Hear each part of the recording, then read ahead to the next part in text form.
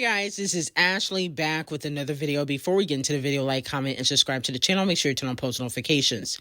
Nicki Minaj teases that she will be returning to the States after her Gag City overseas shows to possibly do stadium shows.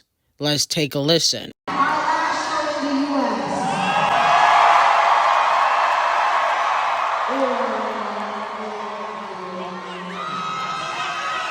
So this is what she said at her last 36 consecutive sold-out show in OKC.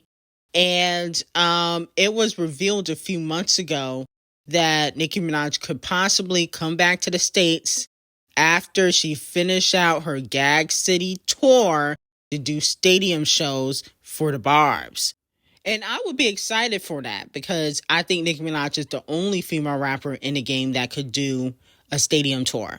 There's no other female rapper out in my book that can compete with Nicki Minaj when it comes to touring, especially when it comes to doing stadiums. Not even Doja Cat, no shade. Now, moving on from that, fans are accusing Icespxce of scrapping her verse on a remix due to Nicki Minaj.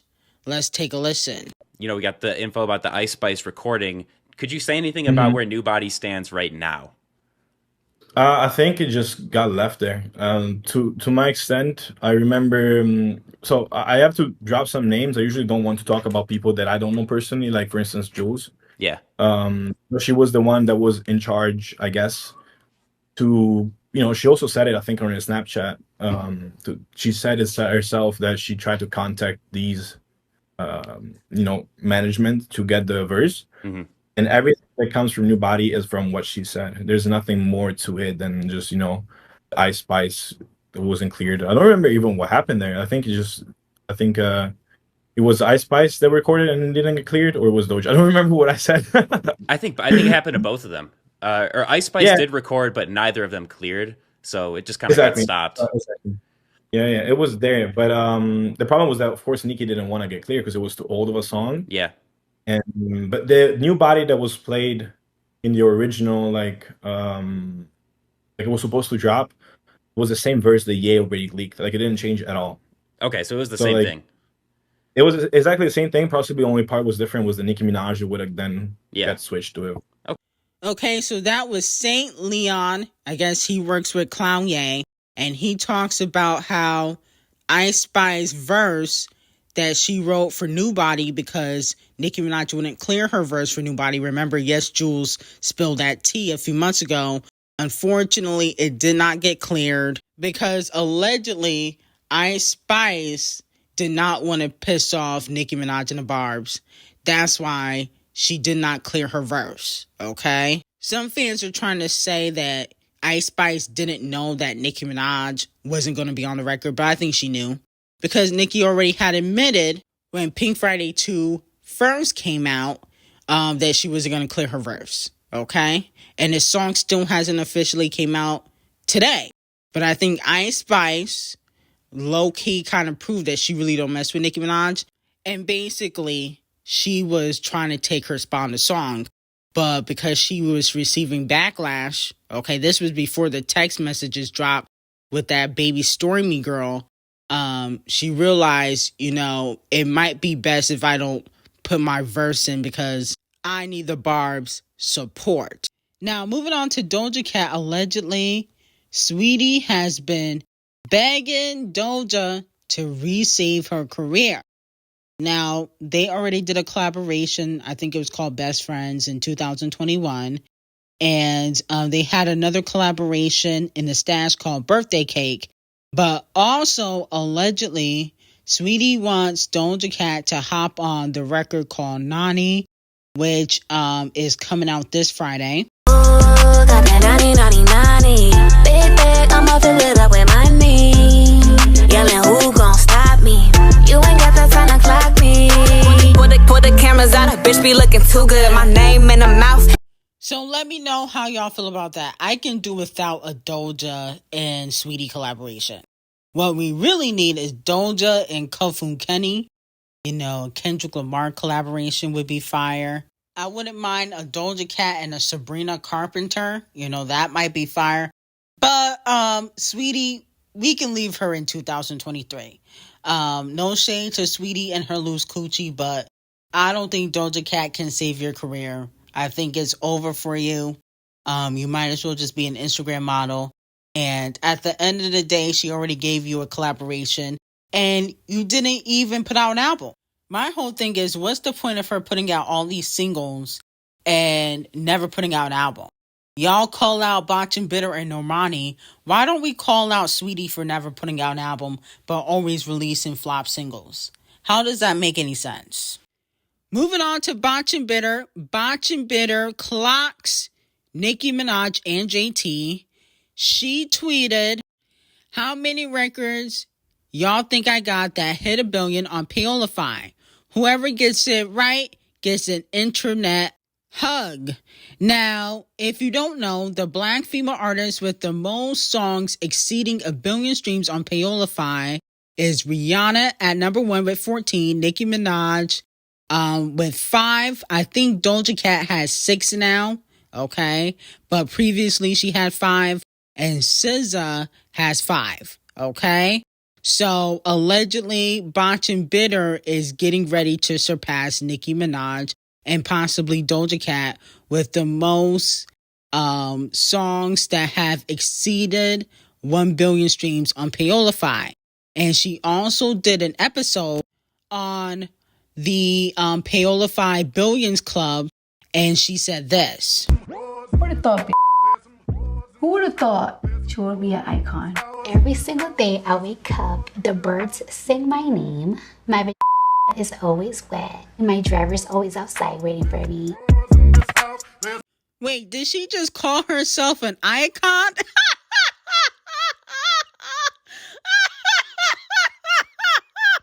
What? This hoe is getting more delusional by the years. She says she an icon with 1 album. All her singles this year have flopped on the charts. She haven't had a hit in years. She don't write her own music. How is she iconic? But I will say, her being able to change her face throughout the years is kind of iconic. She has more face eras, okay, than she do album eras. Oh, so that is iconic. But your music career is not, okay? You're not an icon. I don't know who told you that. Somebody has lied to you. But you can't be an icon and you don't write your own music and you got 1 album. Stop. No. That's not how that works. Now, moving on from that, Botchin' Bitter also clocks JT because fans brought up the fact that JT has worn a recent outfit that Botchin' Bitter wore months ago. And Botchin' Bitter did say that JT does have Cardi B on her mood board, okay? She said that people have been copying her looks. Let me know how y'all feel about it. I honestly feel like, no shade, JT outmugs Cardi B, and her body is better than Cardi B's. Cardi B be under the surgery table so much, yet she don't have the best body amongst all the female rappers, and her face is definitely not better than JT's, and she got all this face surgery. Not only that, a video has been circulating about Megan and Gorilla Glue allegedly shading JT and talking about her wig. Turned like Effie. I don't need insurance because a bitch can't break me. Ready. Why your wig to the side? Hold on. Stay right there. So a lot of fans are speculating that they are laughing and clowning JT. Let me know how y'all feel about it.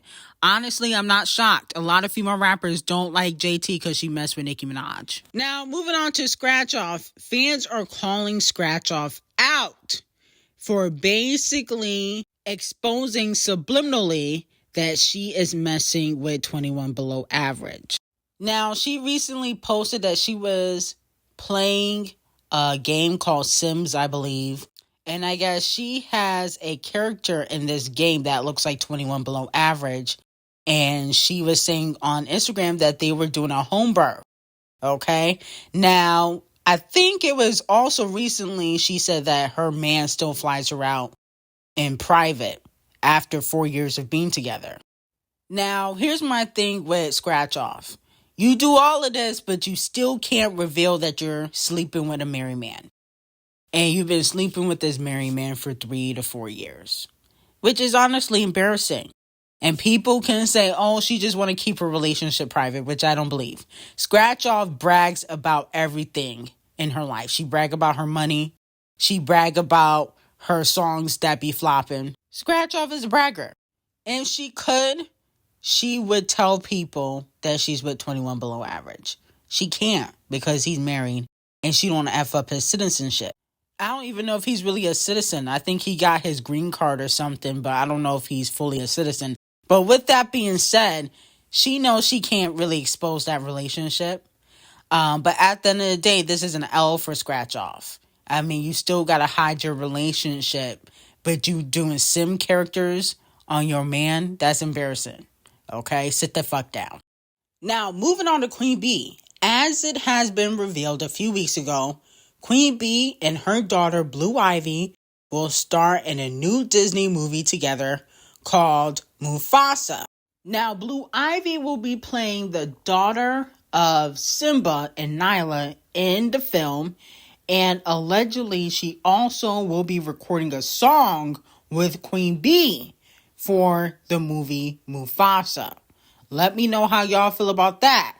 Could Blue Ivy possibly get another scammy? Because she already got one for the Lion King soundtrack, I believe. And so if she get another one, she will be on her way to being an icon just like her mother, Queen B. Let me know how y'all feel about that. I think that she definitely could get another Grammy. Now, here Rihanna goes with Messy Lee. A lot of fans want to know why she continues to hang around Messy Lee. Well, I got that tea on Patreon if you want that tea on why she continues to hang around Messy Lee. And here's the thing. Rihanna never would hang out with bloggers like that. Rihanna never hung out with Perez Hilton, Wendy Williams. You know, she never was the type to do that. She only recently started hanging around with Messy Lee, and there's a reason for that, okay? And I have that tea on Patreon if y'all want it. But with that being said, I think that instead of hanging around bloggers all the time, Rihanna, because you're getting blackmailed, why don't you put out an album? You seem to have nothing else to do. I just see you prancing around town with ASAP the Colorist. When is you gonna work on music? I never see you do anything. You just lazy. Now, Kung Fu Kenny cannot be stopped. He has 3 Champagne Thickums diss records in the top 10. Wow, this is crazy. Not Like Us, the Song of the Summer at number 1, Euphoria at number 3, and then Like That at number 6. Family Matters by Champagne Thickums, which is also kind of a bop, but not better than Not Like Us, no shade, is at number 7. Let me know how y'all feel about this. You know, in my opinion, this just proves that Kung Fu Kenny is in a league of his own. There's no rapper right now that is on Kung Fu Kenny's level, okay? Lyrically and star power wise, okay? And y'all could say, oh, he only went number 1 because he shaded Champagne Thickums. Well, how comes Champagne Thickums didn't go number 1 then? Okay? Family Disaster didn't go number 1. The Tailor-Made Freestyle got taken down. Push-Ups basically flopped. Okay? What happened? How come Champagne Thickums is not going number 1 if he made Kung Fu Kenny go number 1? Okay? So it's just not making any sense because he got 3 songs that are in the top 10. Not 1, not 2, but 3. Okay? Bow down to the king of rap. But I will say most of the songs in the top 10 for right now is a bop. All of Kung Fu Kenny's diss records are bops. $1 Million Baby, that song is a bop to me. I like that song. That song is catchy. Shabuzi, a bar song, is fire to me. I like that song. Family Disaster. It's a good song. You know, it wasn't better than anything Kung Fu Kenny put out, but it was a good song. Espresso is a bop, and Lose Control by Teddy Swims is a bop to me. So most of the songs, shockingly, the ones that I name are bops. The rest of them are in the top 10 because of payola. But everything else is a bop. Boy, oh boy, why does it have to be beef every single day? Now, unfortunately, I'm going to have to give Soulja Boy Donkey of the Day. He called out Metro Boomin for sacrificing his mom because Metro Boomin has an old tweet basically dissing Soulja Boy.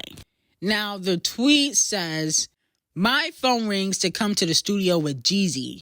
Yours rings to send Soulja Boy a pack of beats. Sit down." Which actually is kind of funny because no shade, Jeezy's probably a better artist than Soulja Boy. No shade. But with that being said, you know, I don't think it was right for Soulja Boy to call out Metro Boomin for giving up his mom. Okay? You know, people have to do what they have to do in the Illuminati, in the industry. And also, Soulja Boy, you have made a few sacrifices also. Which, you know, if you want that tea, is on Patreon. I'm not going to say it here, but it's on Patreon if you want that tea. So I feel like it was kind of hypocritical, and that's why Soulja Boy is getting Donkey of the Day. You didn't have to call him out like that, especially for an old tweet. You know, that tweet was like 15 years old. I mean, come on, Soulja. That was embarrassing. Now, another person getting Donkey of the Day is King Combs. I mean, this was the worst freestyle I ever heard. This was one of the worst freestyles of the year. I mean, goodness gracious, you don't have a lick of talent. You just sound like Diddy, but you don't have no talent or star power. Now, with that being said, he decided to do a diss track to 50 Cent. And he also basically said, if anybody says no Diddy in front of him, they get slapped. I do not believe that. You are not tough. Now, I can see Diddy slapping somebody, but not you. Okay, you grew up with a silver spoon in your mouth. You not about that life. Okay, stop it. And then he said that they raided the wrong house. I mean, why would you admit that the feds raided the wrong house? Are you a dummy?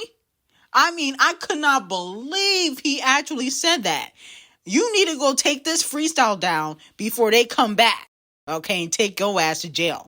I could not believe this dummy had the audacity to say this. But then I realized when you actually don't grow up in a hood and you want to pander to the urban community, sometimes you incriminate yourself accidentally. Okay? Just like Champagne Thickums did in the Heart Failure Part 6, which was also a trash song. Y'all got to get it together, but the Pick a Side freestyle was trash. A negative 100 in my book. And of course, Weak Mill, the bottom bussy, had to chime in. Okay? Going up against 50 Cent, which, you know, is stupid. But I got some hot tea on Weak Mill and Diddy. And the reason why he's chiming in and sticking up for Diddy on Patreon. Link will be in the description for that. But anyway, all this beef and hip-hop is getting boring now. It's like everybody beefing everybody. Want to drop a diss record, so now it's just getting boring. But anyway, I'm going to end it here. I got some hot tea on Patreon. Link will be in the description. Have a great day.